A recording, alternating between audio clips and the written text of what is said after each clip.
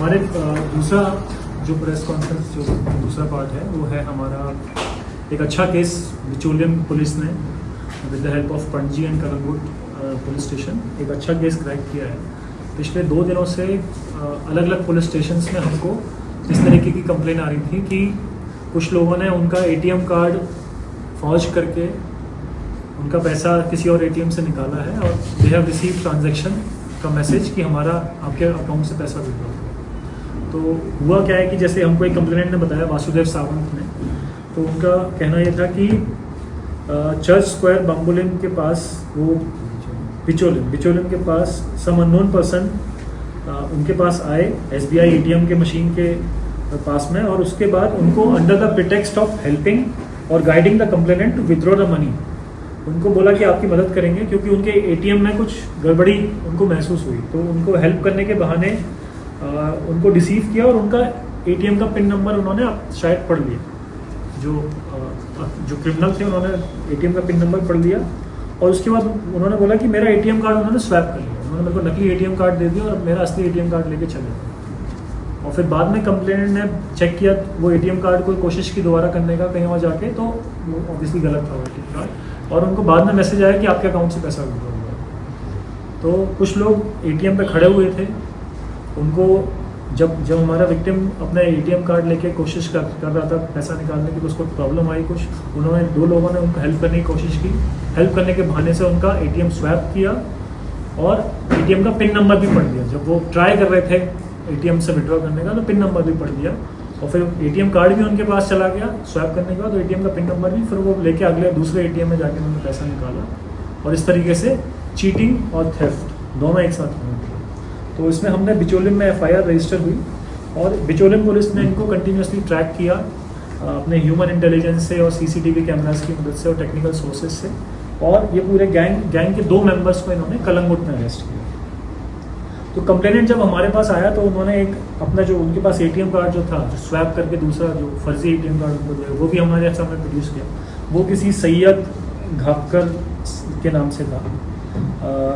इसमें एफआईआर हमने रजिस्टर की under section 318(2), 318(3), 318(4) and 303(2) of BNS भारतीय न्याय संहिता।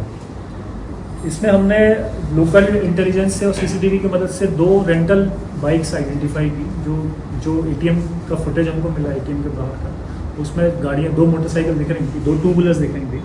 तो एक फसीनो थी, दोनों फसीनो थी और उनको अलग अलग कलर की, ग्रे और ब्लू कलर की थी। इनका नंबर आइडेंटिफाई हो गया सीसीटीवी फुटेज से और उसकी ओनरशिप पता चला कि एक कलंगुट में किसी आदमी के नाम से, और उसने किसी को रेंट पे दिया था, कहाँ दिया था उसके पास कार्ड्स, उसके पास डॉक्यूमेंट डिटेल्स थे उसके, जिसको दिया था रेंट पे।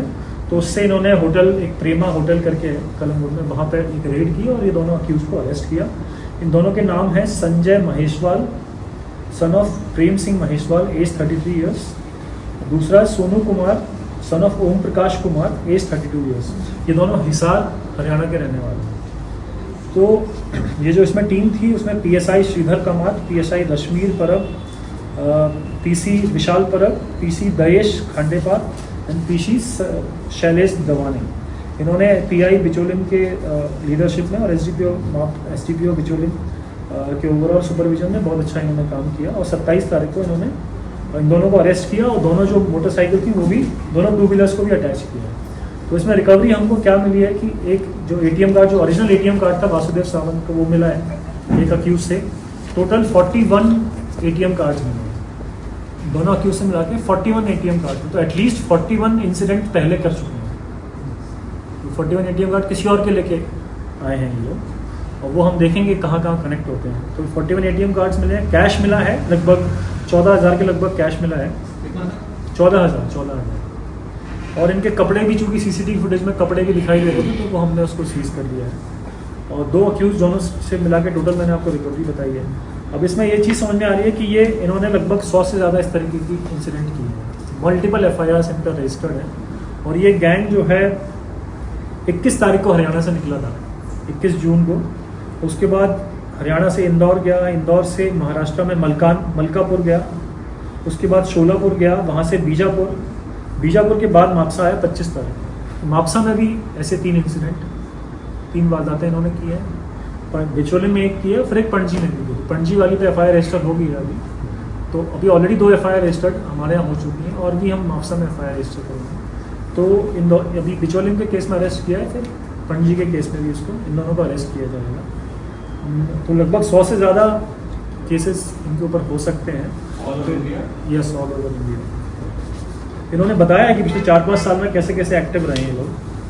तो पहले दिल्ली में 2020 में दिल्ली में किया, उसके बाद पंजाब में भी 2020 में पंजाब, फिर बीजापुर में पहले आ चुके हैं, हुगली में पहले कर चुके हैं, बेंगलोर में भी कर चुके हैं पहले, उसके बाद पठानकोट पंजाब, गांधीनगर, उसके बाद शाहदरा दिल्ली, अजमेर राजस्थान, उदयपुर राजस्थान, ये सब जगह पे ये लोग जाते रहते हैं और इस तरीके की वारदात करते रहते हैं।